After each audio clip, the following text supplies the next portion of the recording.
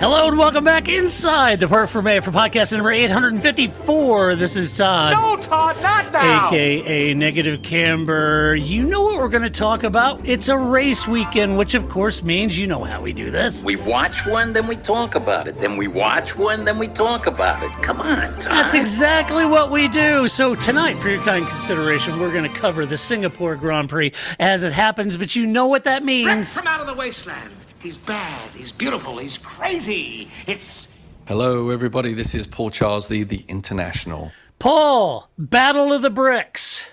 Yes. You had a car in P2 in class and a car in P3 in class. P4. P4, I thought it was 3. Unless something Almost. changed. We thought something might have changed, but due to some clashes on track, but I haven't heard any changes yet. So for right now, it's P4. We'll say that. And a P2 in GTD, and a P2. right? Not too bad. I didn't get a chance to watch it, but from social media, everybody was talking about it as just like a big crash fest, and everybody's going crazy. Yeah. And but we knew that was coming because of all the other support races that had already gone on, and they were all the same. Were they? Yeah. And then with our series, at this race anyway, we have the prototypes, the top prototypes. Then we have the P2 cars and P3 cars, which are Pro-Am driver pairings. And then our GT cars, and in the prototype P2, P3 cars, some of the AMs are very AM, but the cars are fast and need downforce in this, and they leads to a lot of mistakes by amateur drivers because they're difficult cars to drive. So they tend to throw some spanners into the works of everybody. Those little pesky P3, P2 cars. Pesky P3, P2 AMs. Yeah. Those gentlemen racers, get out of the way. Yeah. If you got money, you can buy a faster car, but it doesn't necessarily mean you can drive the faster cars. So. Doesn't mean you're a faster driver in a faster Definitely car. does not. Definitely does not. Yes. But it was fun, yeah. I mean, we came back from VIR, we were licking our BOP wounds, right? But yeah, right. And BOP whining. But yeah, it was a good race. We executed it really well. We didn't qualify super well. We were okay. We're like mid-pack, but then some strategy we played worked out really well. And when we got in front at the front end, we were able to keep it and pull it away and make it a race. So yeah, we were pretty happy. Pretty happy, actually. Yeah. Good. Well, that's exciting news. And then Paul jumps on an airplane, flies to Florida, runs in the house, puts his laptop into the wall, and podcasts, and manages to watch the Singapore Grand Prix, Paul. Yeah, we saw it in bits and bobs, and it's funny. It was, we go to the drivers' meeting on Sunday morning, which was when the race was on.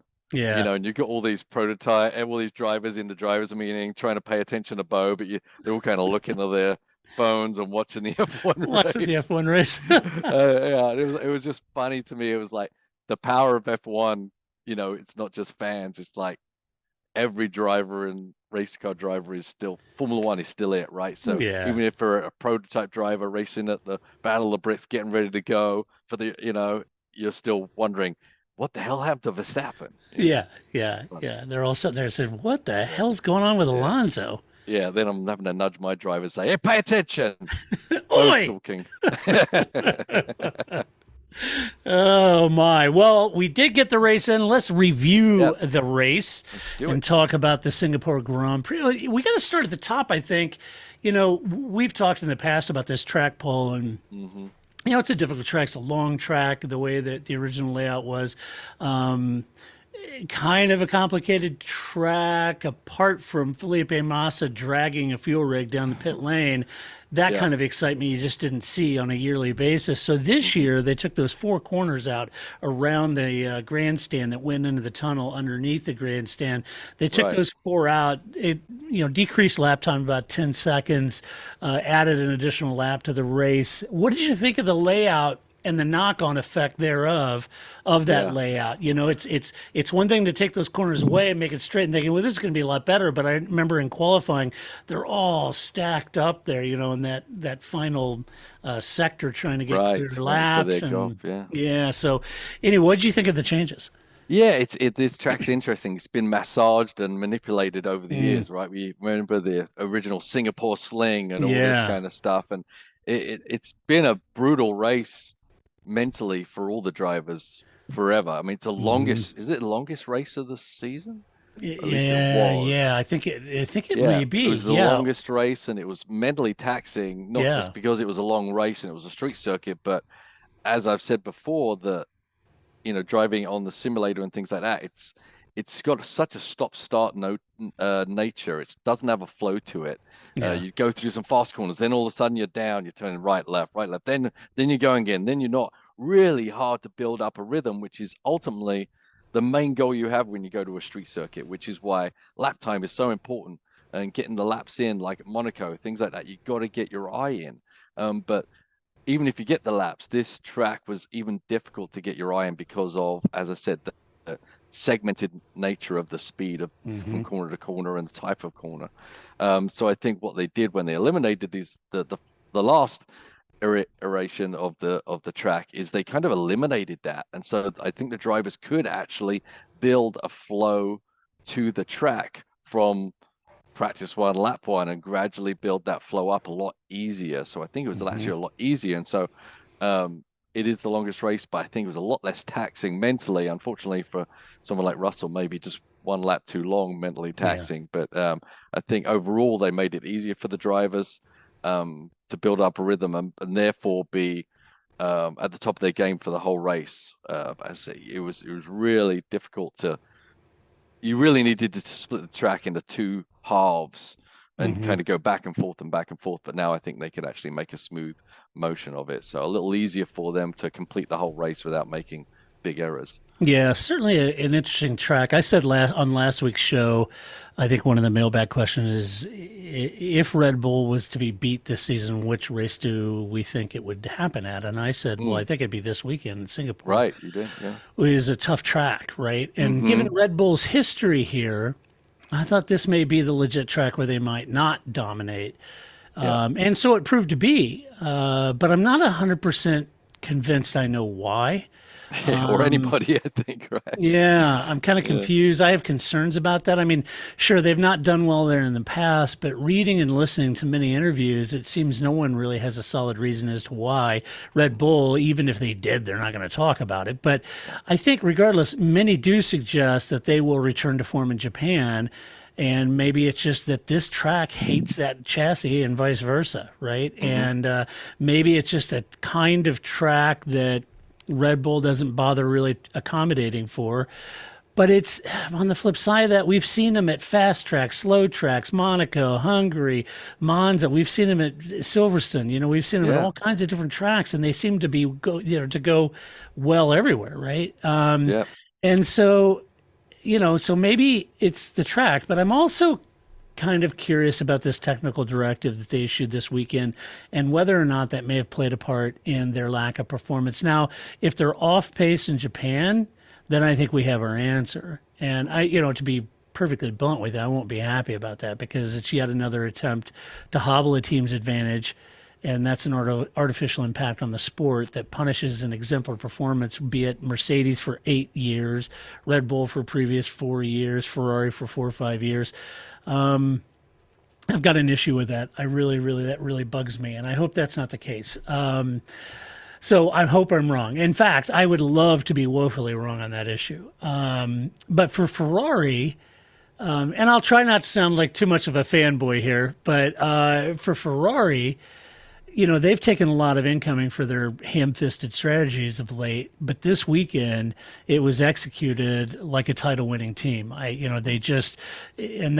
That you have to commend that. It was executed at both the team, the strategy, the mechanics, everybody at Maranello, and the drivers. Everything was executed to perfection, and kudos to them. I have to also say, Paul, that Mercedes were equally brilliant. And while it didn't secure a win that they were hoping they could maybe pull off, their fresh set of mediums gambit worked perfectly. And down to nearly the lap that they needed that to happen, the virtual safety car came out. It's like they read the tea leaves. And fantastic call that you mentioned before we started recording that was pretty much telegraphed from Friday. I mean, this is their strategy. They walked in knowing they'd done their math, they'd done the equations, they knew they were going to head into the race with fresh set of tires and mediums, and that was evidenced by the soft running on Friday. Yeah, yeah. Obviously, it gave them options. They can't read how exactly the race is, but maybe they are doing you know, their summary of previous races and trying to figure out, okay, how many yellows do we have? How many safety cars? How do we want to be primed to jump on any opportunity? And yeah, from practice one, they were doing alternate strategy on tire use versus the other teams. And I know some of the commentators will question it, but they obviously did it for a reason. They don't just do things like that. And it really paid off with giving them the best option for them in the race, which they jumped on, as you say, and nearly made it really come to fruition. Certainly got some good points on the table for Lewis, and it could have been very, very different if that Lando Norris hadn't have been in the way, maybe. You know, he kind of threw a little spanner in their works of their evil plan. But yeah, and going back on the Red Bull thing, I mean, I fully expect them to be superior at Japan. I mean, if there's any track that Red Bull would be good at, it's Japan, honestly. But one thing to think about for the other teams to think about is, rather than as much as you analyze why Red Bull are good somewhere, if you can analyze why they're bad somewhere, it may give you a little bit of clue as to what they're doing. Because we've talked about how some teams, lower budget teams, focus on all the high-end top speed races or whatever, and choose their moments to try and score points rather than try and build an all-round car, which maybe they don't have the resources to do. Red Bull obviously have massive resources, but you know, how many races in the calendar is Singapore? Maybe they're willing to throw away a little performance in how they're designing the car to not work at Singapore, to work at all the other tracks. But that should, you know, that you'd have to do a lot of digging, but there's something there that's a clue as to what is the special magic stuff that Red Bull is sprinkled in their car. Right. Yeah, good point. Let's talk about the race and how they finished. We'll start off at the very, very top. No, it cannot be, Ricky. It is, Ricky. It is a Ferrari win. It's been a long... Yeah, I know. New Ricky soundbite there. I know. Ricky, I love you. Ricky, oh, it's great, Ricky. So super excited. Obviously, it was my birthday on Sunday, and it was a great birthday present. Well, thank you. It was a great birthday present. Did your buddy Damon send you a card too? No. You know, I give Damon a shout out every year. You know, we're September 17th buddies, along with Sterling Moss and Esteban Ocon. And Patrick Mahomes, by the way. Okay. And I always give Damon a shout out. And, you know, he just never responds back. And I can't imagine why. I even have his autobiography, for crying out loud. Well, he does listen to the podcast and hear you lambast him all the time. Yeah, right. So maybe. Right. Maybe he didn't like the TPF stories I did about it. So anyway, Ferrari, Charles Leclerc P4, Carlos Sainz in P1. Carlos had a good start on the mediums, with Charles jumping up behind him on the softs, and given Ferrari's penchant for eating tires, it was critical to manage their degradation with Carlos, which Carlos did very well, and it also bunched up the field and prevented the undercuts and other nonsense and shenanigans and goings-ons behind him. So it was a brilliantly executed drive from me. You know, it was that, and even I think David Croft and Martin, you know, mentioned the old Prost. You know, you try to win the race as slow as possible, right? Right. Which is exactly what he did. They attacked their stops. They stacked their stops. Good grief, I can't. And they attacked their stops. Yeah. I know. And they attacked them very well. Yeah. They stacked their stops during the safety car period, and Charles lost a few places there due to being held for traffic in pit lane, and he dropped back behind Lando and George. Now, I think the safety car out of the equation, I think the reality of it is, let's just say there was no safety car versus safety car, which the team wouldn't have banked on this not having one. But even if there weren't one, I think it was going to be Charles on softs, get the jump on George, get behind Carlos, back George and the rest of the field up, give Carlos enough of a gap for the stop so you prevent the undercut, and then Charles would have went as long as the softs go, boxed, and then came out midfield, and then he'd been on his own at that point. But I think that kind of would have been the no safety car sort of strategy at that point. Right. But as it turned out, with the safety car, they stacked them. And so he didn't lose that much. At the virtual safety car, Charles and Carlos stayed out, and eventually Charles lost a couple places due to the Mercedes duo because he was on very worn tires at that point, but he was able to hold off Max Verstappen for P4. So in a lot of ways, Paul, they walked into this weekend, Carlos with the better qualifying, and it is what it is. And track specific, it's difficult to pass here. They had a strategy, they stuck to it, and ultimately they sacrificed Charles Leclerc, right? Yeah, I mean, but it's a team sport. Everyone's fighting Max Verstappen, everyone's fighting Red Bull, and you can't have the team inter-team rivalry overshadow what the team's ultimate goal is to be successful. So I'm sure in the meetings, Charles isn't happy, but possibly they had a meeting before they got to that weekend and said you earned the right for the best strategy, and Sainz did that, and so Charles had to play second fiddle. I'm sure he was hoping for an opportunity to get a win if something happened to Carlos, if he made a mistake or whatever. But ultimately, Charles did play the number two to a T. I think he obviously backed up a little too much in the pit lane and hurt himself in the end. But that's that's just circumstance. Yeah. It could not have been that way at all for 0.2 of a second difference in doing the pit stop or whatever. But so he sacrificed himself a little bit. Obviously a team player, obviously a team plan, and ultimately led to a Ferrari success. And executed great strategy, some really good strategies all over the place. Here, right? Some bad weekends by some teams, but definitely Ferrari's just shining with their strategy and coming together as a team. Yeah, for sure. And it was excuse me, there's an interesting article by Mark Hughes over at Motorsport Magazine. And I think the title is, and I'm paraphrasing, something about Leclerc is too good to be a number two or whatever. Mm-hmm. And he's not moaning the fact that Charles, played the number two role. As a matter of fact, he does a good description of why that worked, right? So if you haven't read that article, go over and check it out. It was good. And the reason I point that out is because it does seem that Carlos has sort of turned his season around a little bit. Yeah, and sure. Mark has a couple quotes from Charles and Carlos about the concerted effort that Carlos and his engineers made to induce oversteer in the front of that car to balance up an overperforming Induce understeer, right? Understeer, sorry. Yep. Induce understeer in the front of that car to compensate for an overperforming rear end, and that was much more to Carlos's liking. Whereas there's a quote from Charlo which saying now he's not that comfortable with that car and pushing it because Charles, like Vettel and others, like a real pointy car like Max. And so it's an interesting article. I won't butcher it any more than I have, but go read that. It's an interesting point that you build obviously the main focus being behind Charles and how he likes a car, and hey, let's make it suit Charles. But ultimately, perhaps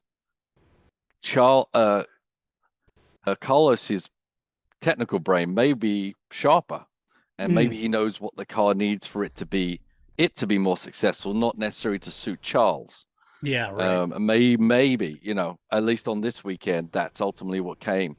It's not necessarily, build the car to suit me or build that, but some drivers have this intuition on what actually will be better for the car overall, and they can still need to adapt their driving style somewhat, but they can feel what the car kind of needs.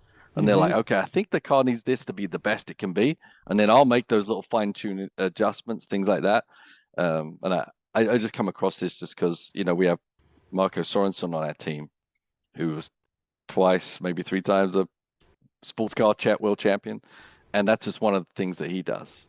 And that we've noticed in debriefs and things like that. He kind of knows what the car needs and says, make it like this. And I'll do the little things to make the finer adjustments, but this is what the car wants. And that's why I kind of clued into that. Maybe a possibility of maybe what Carlos is bringing to the table versus Charles' ultimate speed, Yeah, it's a really good point. And speaking of Carlos, I mean, he had a fantastic race, manages his tires and the pace early on, and then after the virtual safety car period, he pushed and yet made that heads-up decision to back Lando up into the Mercs and yet give him DRS. So stay close enough that he's got DRS in order to keep him in front of the Mercs and giving him a fighting chance with his battery store and DRS.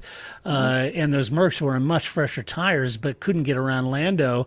And I mean, ultimately, it was, basically rubbing Formula One's nose in DRS and basically saying, Yes. Yeah, I loved it. I love it when it got egg on their face. It was supposed to meant to pass, but when Carlos lost his tail gunner in Charles Leclerc, it was interesting that Lando became his tail gunner and was happy to do it. And he gave Lando that DRS as a defensive mechanism to hold the Merc. So it was all beautifully executed. It was. Yeah, but as you said, it's not the first time we've seen somebody do that, but yeah. Yeah, it's not the first time we see someone do it, but it is hard to execute. Yeah. Because you have to be pinpoint, because you're letting someone be in your danger zone. So that means you have to be perfect to not make mistakes. There is a way of manipulating with the power, etc., to use that power in the right places to not allow Lando by. But still, you still can't make errors. You still got to be focused. Yeah. And it was perfectly executed by Carlos. I thought he did a fantastic job all weekend. Great qualifying. Yeah. Just was on the pace all weekend. So, it seems to be a little bit of a resurgence for Carlos. I think where he was struggling earlier in the year, I think he's really coming on song. So yeah, I mean, he's making a real play for his right to be on that team, which it seemed like he was on the downslide and was like, oh, who's going to replace, Carlos? He's just not the equal to Charles. But I think whatever he's done right now is working and really, keeping him a foothold in the team and, making it difficult for them to choose between the two on who gets the preferential treatment if they're even doing that. Yeah, they are Ferrari, so they probably are. I'm sure they are. Let's see. Let's talk about McLaren. You got Lando Norris P2, Oscar Piastri starting in P17, comes all the way back to P7. A good run from him. Lando had a good start. Even lobbied his case against Lewis's pass, which Lewis gave back, which was good. Lando gained a spot over Charles during the safety car period. And then again, when George boxed for that second time for his mediums, and then he held on playing tail gunner for Carlos and using his DRS and battery storage superbly to hold off a much quicker Russell in the closing laps of the race to take second. I just thought it was a wonderfully executed race by Lando. It's what you would expect for Lando if he's in that opportunity. He executed perfectly. Much slower tires, having to take defensive lines. He was using the battery store and DRS perfectly. And I'm kind of curious on that last corner, that last lap. He kissed the wall there. And, I mean, he was whether that was accidentally on purpose. That's what I'm wondering, because George was targeting him nose to tail, following his exact line, getting a toe. And I'm kind of curious if he didn't drift over to that wall to see if George might glance that wall. Yeah, I certainly wouldn't play it against him. I've seen that play in real life. Against me as well as for me, as well as I played it against people. But you can do that, absolutely. Yeah. If someone's really close to you, you can run off a little bit of road and then lead them to run off even more road, and you can throw people off by that if they're really close behind you, or as you say, clipping a curb too hard, or indeed in this case, clipping a wall. So I certainly wouldn't play it against them. I don't think it was by accident that Lando put his car there. The funny thing was, when he was doing the lobbying, how long was he lobbying for? I mean, it was like he'd done a complete lap while he was lobbying. It's like, are you even driving? What are you doing? You're an autopilot? He's like, yeah, well, I've got to do this and this, then they should do this and this and this. It's like, surely you must have gone through a corner by now, If I'm driving a Formula One car, I am not having that kind of calm conversation and thinking that eloquently I'm holding on for dear life, quite honestly. So. I know. I mean, he just launched into a soliloquy. I mean, on the whole thing, it was like page 2. Now, and in summation, I'd like to, you're thinking, oh my gosh, dude, are you driving a car? What are you doing? Yeah. It's immense fun. talent. Yeah, it was fun to hear. Well, his teammate, look, to be fair, Oscar had a great recovery drive, started P17, Yeah. came all the way back up to P7. As he said, it's not a bad night's work given where he started, and I agree with him. Oscar said he doesn't think that he left too much on the table and had some good scraps on track as well. I would argue, I don't know that he left anything on the table. I think that car had pace. I think his proof coming up 10 spots to P7 is evident of that. So the upgrades and everything are working. Yeah. Had he had a better qualifying session, I think he would have factored right there. So a great drive from the young man. Yeah, absolutely, absolutely. He's backing himself up. Lando is not an easy person to be compared to, and he's done an awesome job this year. And yeah, qualifying separated. These moments are going to happen, but yeah, he recovered, a very good recovery for him and the team, and notching more and more points for McLaren, which is Zach is happy boy. Yeah, he should be. Everybody's on social media giving Martin Brundle a hard time because Martin Brundle snubs Oscar fans. Like, come on, guys, quit being so petty. He had Oscar. He was interviewing Oscar. He asked Oscar a question, and then Esteban happened to walk right past Martin, and it was his birthday, and Martin just kind of quickly tried to say happy birthday to Esteban while he was talking, but then Oscar had to go too because they were late for the thing, and everybody's giving him a hard time. Be nice to Martin. Yeah, be nice to Martin for crying Come out on. loud. Not an easy job. Let's talk about Mercedes. Lewis Hamilton, P3, George Russell, a DNF. George had a slow start, and this allowed Lewis to get alongside of him in turn one, but there's only room for one car there, and Lewis went wide. Past him, he ran off and passed him. But he gave the spot back as well as gave spot back to Lando. Mercedes, as I mentioned, read the tea leaves perfectly on Saturday. They saved that fresh set of mediums for both drivers in anticipation of a safety car or two during the race, and it was a very clever move in hindsight. But then again, they did it in foresight, so they knew it walking into the weekend. They'd do the practicality of that. What they didn't know is when they might get a safety car and whether that would coincide with when they're ready for fresh mediums, and it did. The virtual safety car was perfect timing. As the race developed, George was running second, Lewis in fourth, and there wasn't really much hope in clawing their way back forward, and they most likely knew Max might be coming through on fresher tires. So they initiated their medium tire gambit and boxed during the virtual safety car, which was timed perfectly, both cars for mediums. George and Lewis then storming back through the field, gobbling up Paul like 1.5, 2 seconds per lap. Yeah. George was was, as I mentioned, marking Lando and right on his tail, so much so it almost seems like he took the same line that Lando did, and while Lando glanced the wall, George hit the wall, and that ended his race in what he called a pathetic move. George was he was just despondent about it. It was a bad move. I think there was many who felt George, honestly, I think legit was the guy that could have won this race. Yeah, I mean, I'm sure he could have. I still think that Carlos was playing it so well that it made it very difficult for George to do that. Pace wise, sure. Strategy wise, with their pace at the end, absolutely had a chance of doing it, but he didn't. He got zeros. Yeah. Tough to do. Yeah, as we talked about, was it by accident by Lando? I'm sure it wasn't. But George should be up for that job. It's a long race. Focus is tough, but in those elements, as tight and as frantic as those last few laps, you should have had full heightened, acuity to driving at that point. So I can't see fatigue or mental, a lapse in focus there. I think he literally just got sold a dummy. Yeah. And when you got Lewis behind you moaning, George needs to speed up. That is not a pleasant experience. We know what George is struggling with Lewis now. Lewis is on for another 2 years. George was probably hoping Lewis would be, off to the fashion empire already, and that's not happening for him. So he has to deal with Lewis on a day-to-day basis for another 2 years at least. Yeah. So yeah, he's got to fight, and we talked about how Nico Rosberg had to just stomach and pull everything out of himself to beat Lewis Hamilton that 1 year. Yeah. And that was 1 year, and he was done. Yeah.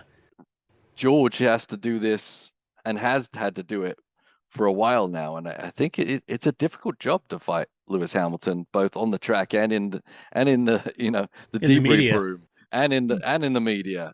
So yeah, I think all these kind of come into play a little bit. It does.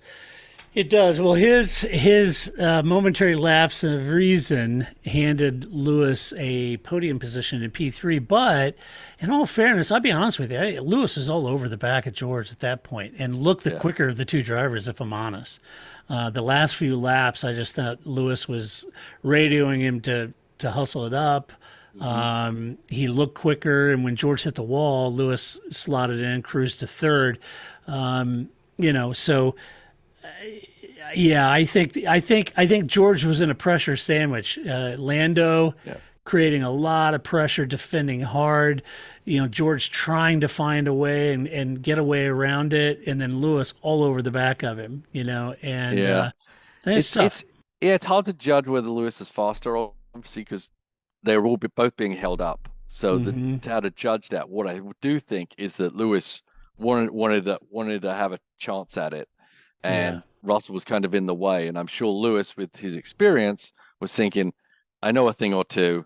I think I can figure this plan out. So George, either get on with the job and get by, or let me have a go, because I've got some, tools in my basket, So I'm sure Lewis, I don't think Lewis was completely satisfied with the result or how it all came out. No. I don't because think of so that either. reason, But, I think you're right. I think Lewis felt he's got enough weapons in his arsenal. He could have got around Lando. It's not his first rodeo, right? So I think at least he in his mind, whether George could or couldn't, or Lewis could or couldn't, I'm sure in Lewis's mind, and probably more likely was, he would have a better chance of getting through that scenario than George at this point. Yeah, it's a good race for Mercedes regardless. It's a tough day for George, but Lewis on P3, and a great strategy by Merck to get up there. So great result for Mercedes. Red Bull, not so much. Sergio Perez down in P8, Max Verstappen P5. Tough day for Red Bull. Actually a tough weekend as the team, started both Max and Sergio on hards. And Max was making actually good progress on that. But when the safety car came out, the timing, was just not good for them. Neither of them boxed in favor of track position at that time because the timing wasn't really optimum. So they stayed out, hoping for a second safety car, which never came, and eventually a virtual safety car did. But this left the team boxing for mediums and dropping back through the field, and left a lot of work for both of them to do, which Max actually did. He recovered all the way back up to fifth, and Sergio recovered up to eighth. Sergio had a couple clashes out there that seemed a little ham-fisted and opportunistic, but anyway, the timing of the safety car and the virtual safety car really put them on the back foot. It did suggest their race pace was better than their qualifying pace, but still not enough for a podium. And there again, I'll be very interested in see what happens in Japan this weekend. Yeah, it was definitely damage limitation, right? And I think they actually did pretty well to come back from that and that result. I think they'll be satisfied with it, considering where they were. Kind of like our weekend. So, you can't win them all. I know they were trying to win them all. Yeah, right. They were. But to some degree, don't you think it's kind of a relief for them not to have that chit chatter every weekend? How many races can he win in a row? Can he have a perfect season? That's gone. Now they can get focused to race by race stuff. I'm sure. Win the title. Yeah, win the title, be done with it. But sometimes it's good to have a little struggle. Makes the team better, makes them rally around. Things aren't so easy. They got to find solutions to problems, and when you find ways of making solutions, then when other things come up, you actually have a better procedure in place to fix things. Yeah. So I don't think it was all bad for them. And no, not to mention, if it was a one-off, Max is going to be a tiger in Japan. Oh, he's looking for redemption. He's going to try and lap the field in Japan. He does not like being struggling midfielder. No, he doesn't like that job. Yeah. So, but that's what you want out of a world champion, Absolutely. I mean, Lewis doesn't like it either. I'm not picking on Max. Lewis doesn't like it. Alonso hates it. Hell, I don't like it. Yeah. Yeah, exactly. So let's talk about Alpine. Pierre Gasly in P6, Ocon a DNF, my birthday buddy. Esteban having a good run, actually, in the points. Paul was very dicey out there, had some good battles, and eventually pulled off track issue with the car in a DNF. It's a shame because I like Pierre. I absolutely think he would have factored in the points for sure. So he had a DNF, which leaves us with Pierre. He got mugged by Kevin Magnussen, and then he mugged Kevin back in return. And he had a good race up front. He couldn't hold off Max, who was on fresher tires. That's understandable, but to finish P6, it's another good result for him. And another good result for the team. It's just a shame about Esteban because I think that would have been a dual points finish and the team needs it. Yeah, probably a 6th or 7th, something like that. Yeah, that's what I was thinking. I mean, they do need it. They still need more, mind you. But it's still a positive, I think, for the team. But I don't know what happened to his car. Did they say what broke on it? Maybe was it hydraulic? Maybe I think I read. I don't know, something like that. Gotcha. Is what I said. Anyway, all right. Alpha Tauri, Liam Lawson, P9, Yuki Tsunoda, DNF. Liam had a great race to the points, and he is doing, Paul, what Nick DeVries should have done. Score points and beat Yuki. Yeah, unfortunately, what we expected him to do, yeah. That's what I expected Nick was going to do that, and he didn't. Liam's doing it, right? And I'm not even sure Daniel was doing it with the aplomb that Liam seems to be doing it. I mean, he didn't have a lot of chance to, but maybe Liam hasn't had a lot of chance to either. But sure, I would say what we saw, no. Yeah. I mean, if there was a script, Paul, on how to make the most of an opportunity, then Liam's following it and making a very good case in my mind for staying in that seat instead of Daniel for the balance of the season and let Daniel's hand heal. I think it does bring up some question marks about now that the rest of the team have seen Liam in situ driving, what's Red Bull going to do to keep this kid happy and on the payroll as a reserve driver? I don't know. But it does Will he be a reserve or not? Right. It does throw a spanner in the works, So anyway, he said he's just trying to make the best of the opportunity. And he says, look, the opportunities are few and far between, and I'm trying to grab this one with both hands, although he would have preferred a few more Grand Prix to prep for this race. It's a tough race. So that was pretty tough, but a great race from him, Paul, and he's doing a great job, period. Absolutely. Yeah, thoroughly agree with everything you said there. It's, making life difficult, which is exactly what you want to do on your debuts in Formula One. I thought he did a great job in Holland. And here he did the same things, backing it up, and he knows the Japan track, I think. Yeah, I think that's right. Yeah, I think he knows it really well, so I'm sure he's chomping at the bit to get there. So, he's got a few Grand Prix to really, I think the jury's out, right? You can't just make an assumption this guy is the next golden boy that they need to choose, but it's a great start. And I think the good thing is he's got a few more races to give himself some history of what he's capable of doing. And that's exactly what they need at AlphaTauri or whatever they're going to be called next year. I don't know. But I was having a discussion with someone else about the seats in here. And I'm like, well, so what do you do? Do you pull him out if Daniel comes back? I said, no, I pull Yuki out.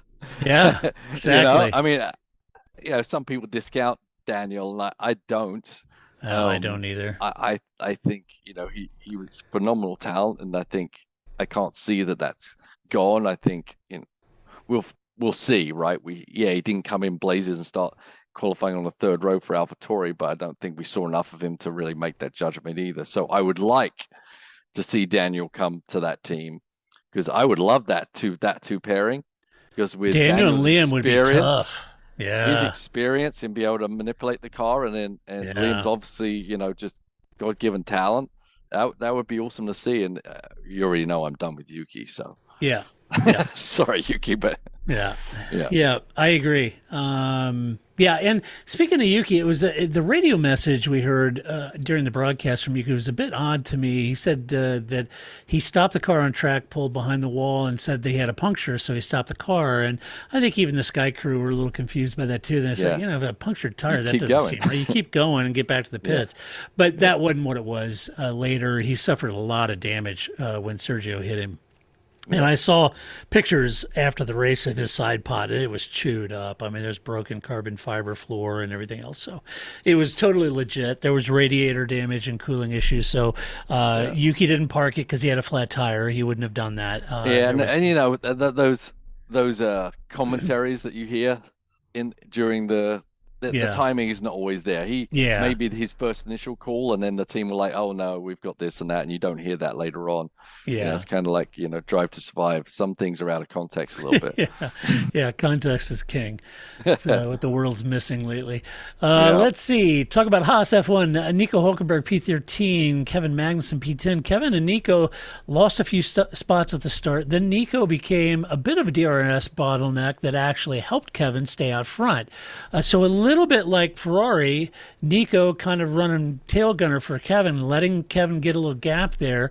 They stacked the cars during the safety car period. That cost Nico more places like it did Charles, but Kevin managed to stay in the points with that performance. He managed to mug Pierre Gasly, running him wide, and then he got a black and white flag as well, but Pierre mugged him back. But then he settled in, then he was trying to defend, ran wide off track, let Pierre through, settled for 10th, but a point that the team desperately needs.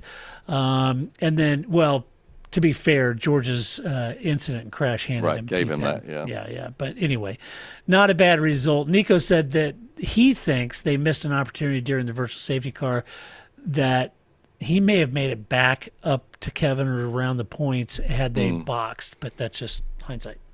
Yeah.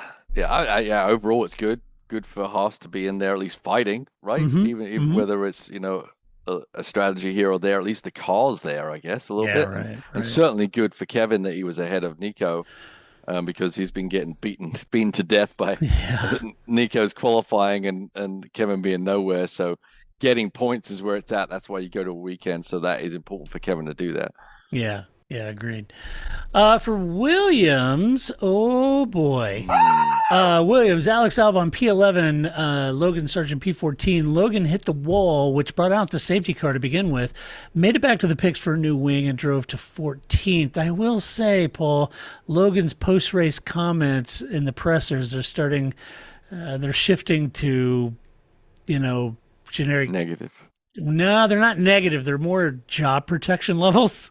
Oh, okay. And he was saying, "Hey, I'm really proud of my last two stints, though, and I did everything I could to get back in the game." And it's what you do. It's what you do.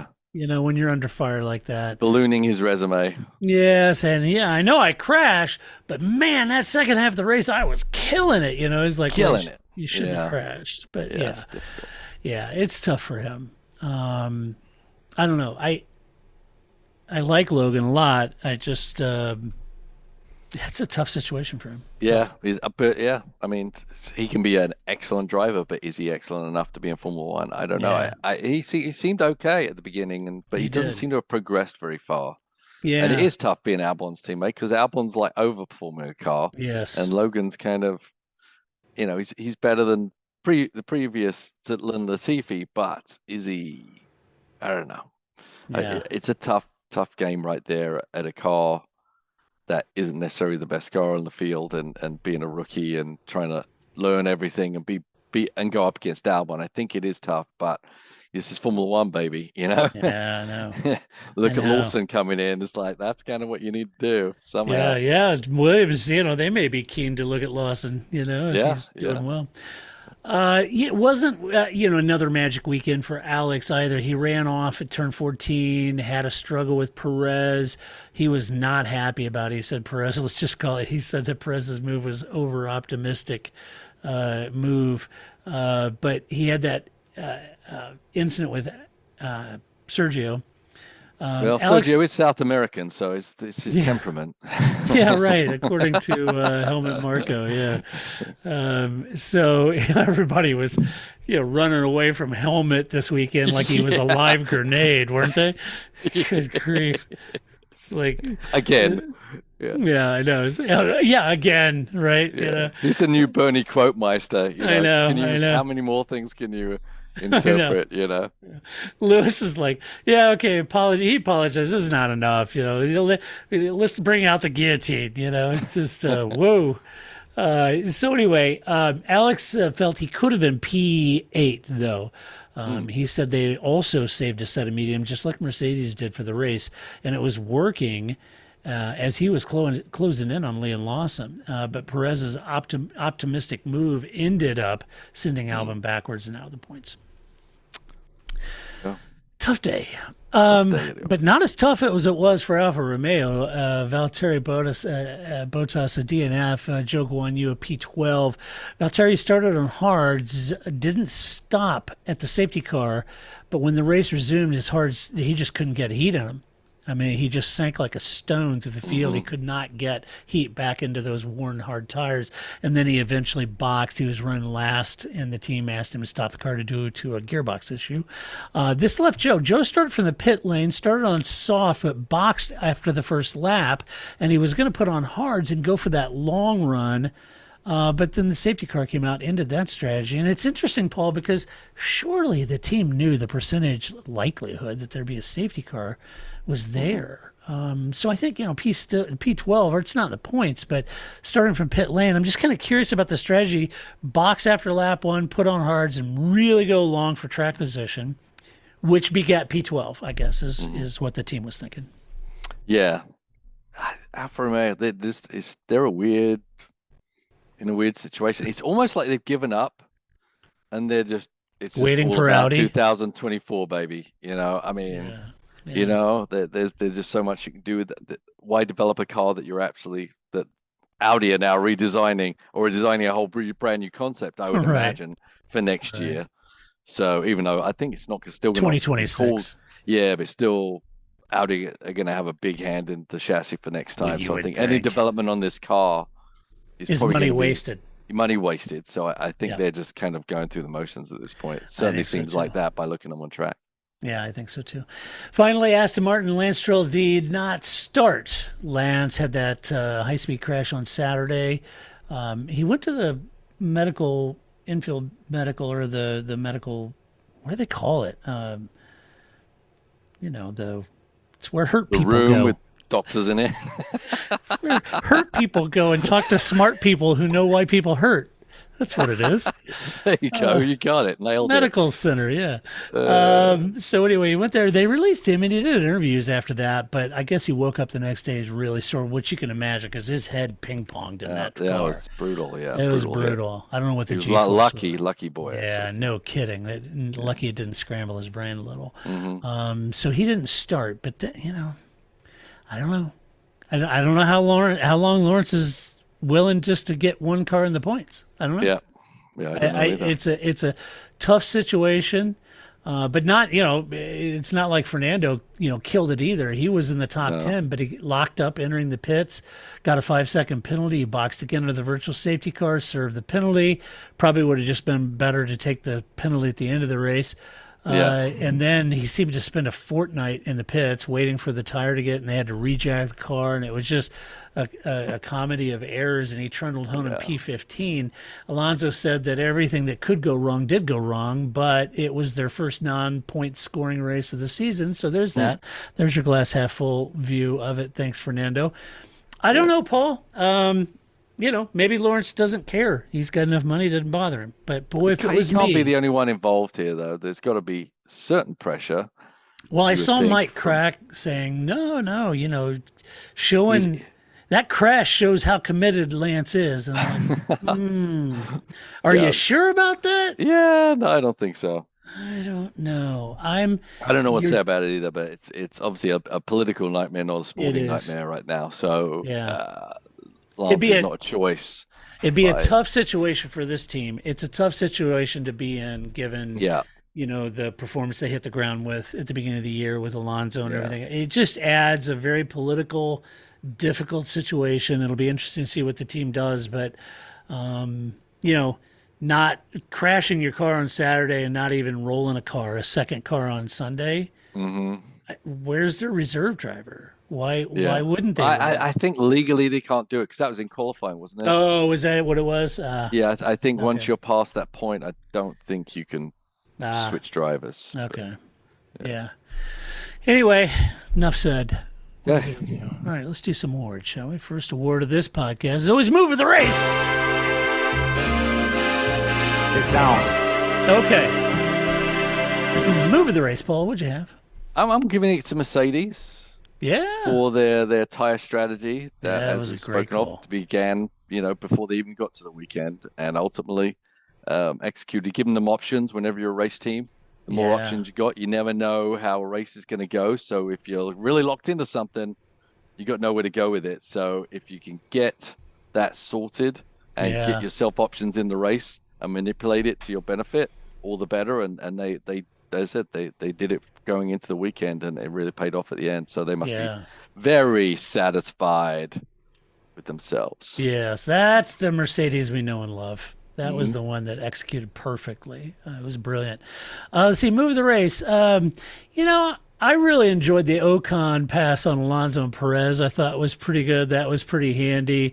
But I think I'll give move of the race for Carlos for managing the pace, Yeah. setting the pace, managing his rear tire degradation, and then at the end using Lando. I just think the whole move. I think he executed it perfectly. Yeah, it was yeah. really It's good. one thing being an attacking driver and making moves, but I think it's more mentally and physically and talent difficult to actually keep a mess of cars behind you. Yeah, very tough.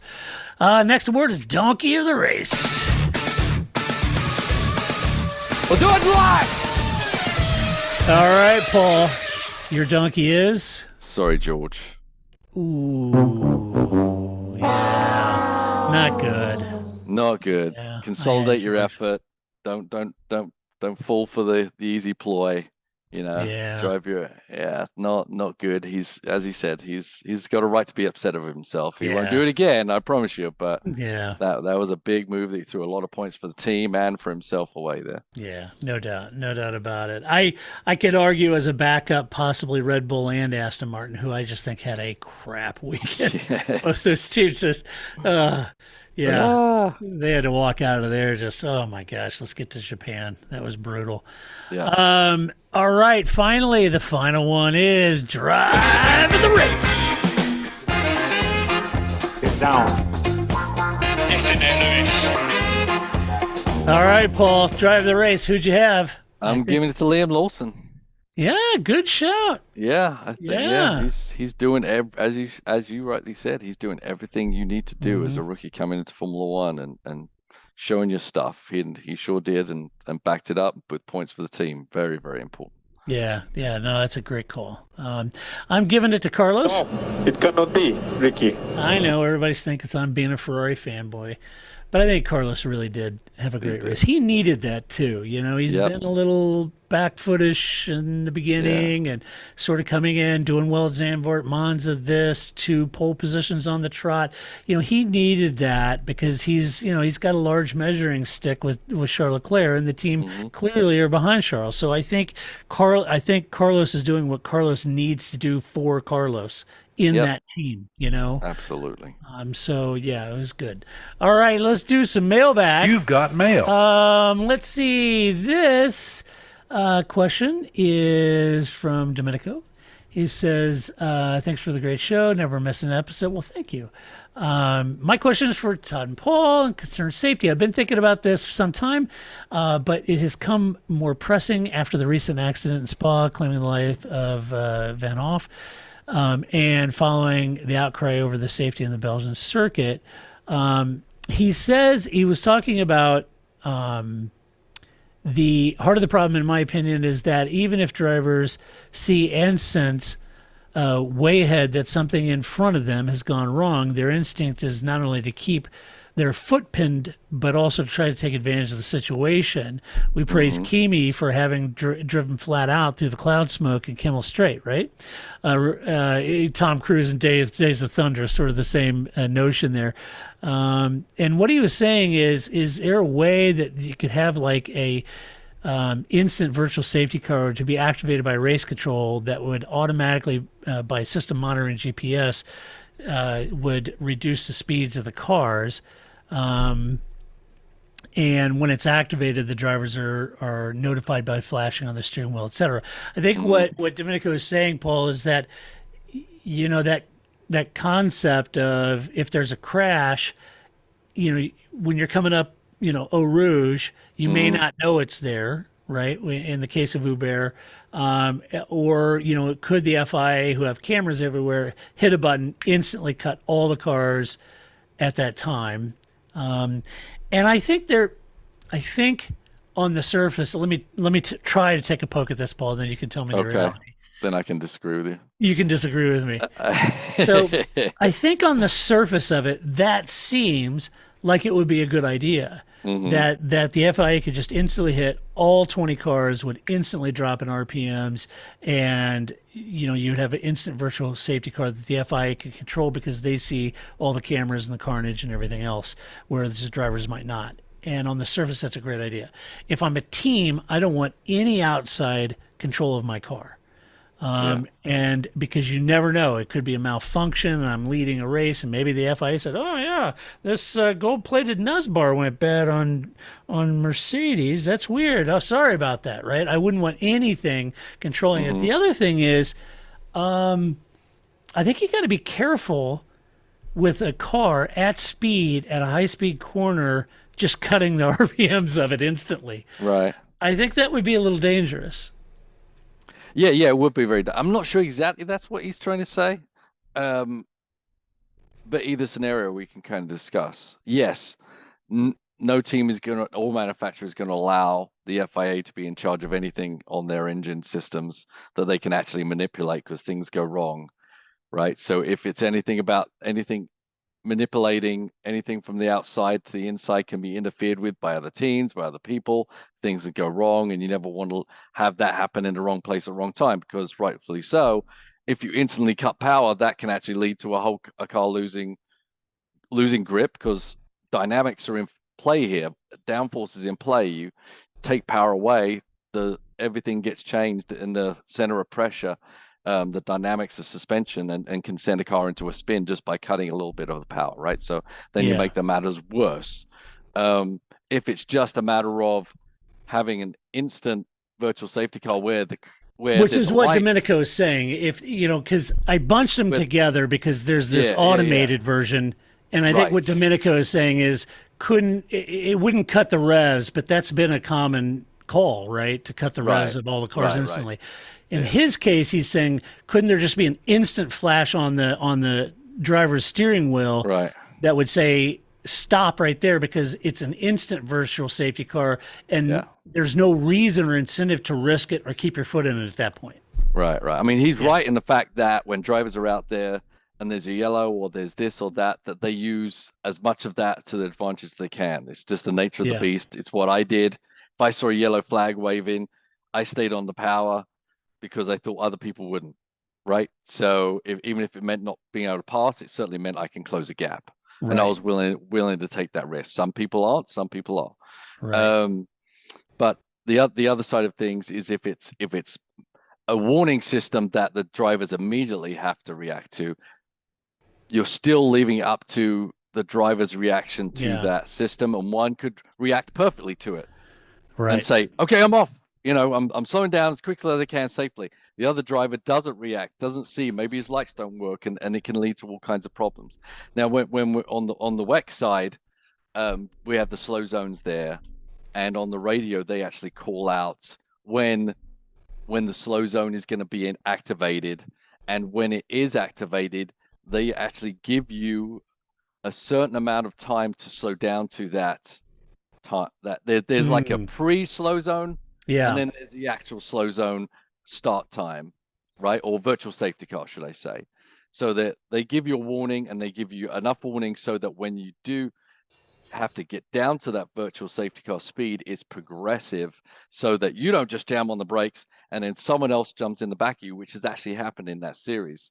And so they've tried to manipulate it where they give you a window of slowing down, so everything's progressive, and everyone's maybe on the same page a little bit. It's a lot safer to slow the field down that way than immediately, because things can go very wrong if someone doesn't quite catch it, or one car is capable of doing it a little better than the others. And I think, to Domenico's point that he was making is, well, maybe with GPS, they'd be able to as soon as that system was initiated, all the drivers instantly know, and then the GPS would lock their positions at that point.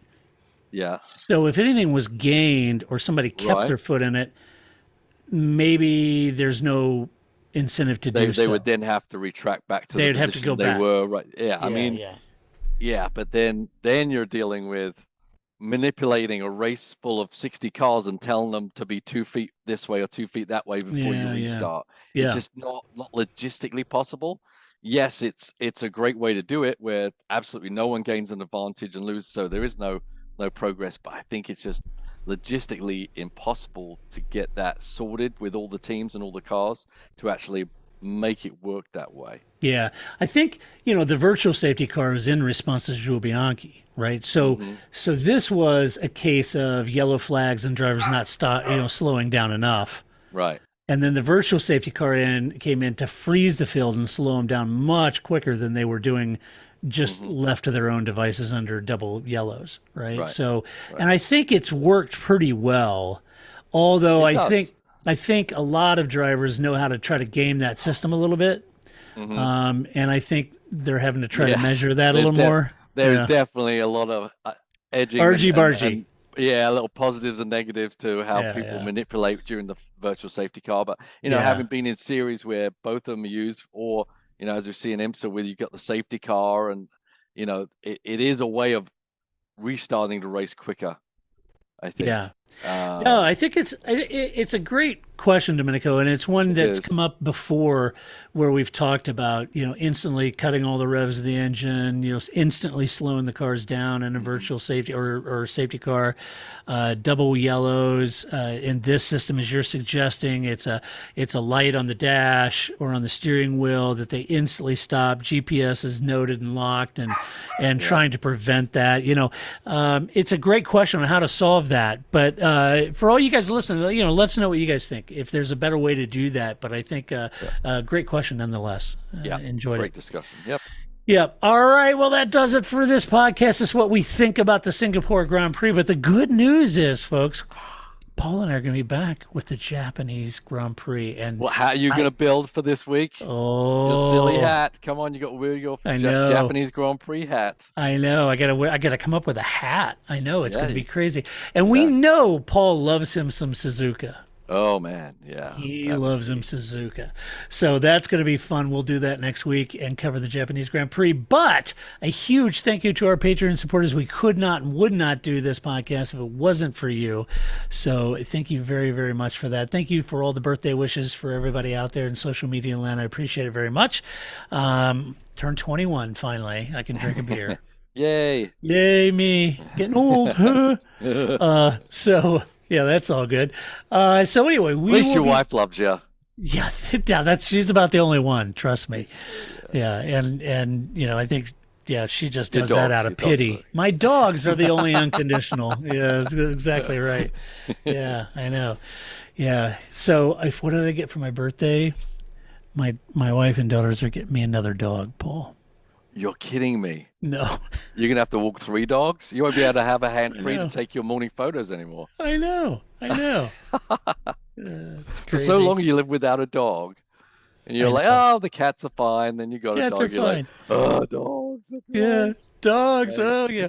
I've had dogs growing up my whole life, and I missed them. And then I had, there's one behind me over here. There's a picture, if you're watching on YouTube, that is... my dog that I had for like 13 years. She passed away. But anyway, finally got an Australian mini Aussie, and then got a second one, and they burn each other's energy, which is great. Yeah. And now they decided I need a red try, so we'll see how this goes. We've gone full stupid. This Move could to be. the country and you're gonna start I a know. dog farm. I know. This could be our best worst mistake, right? We'll find out. So it's that's 6 months of my life right there. Training. Yeah, exactly. So anyway, all right, folks, we'll be back next weekend to do it all over again. Until that time, this is Todd, aka Negative Cameras, saying so long. That's it, man. Game over, man. It's game over.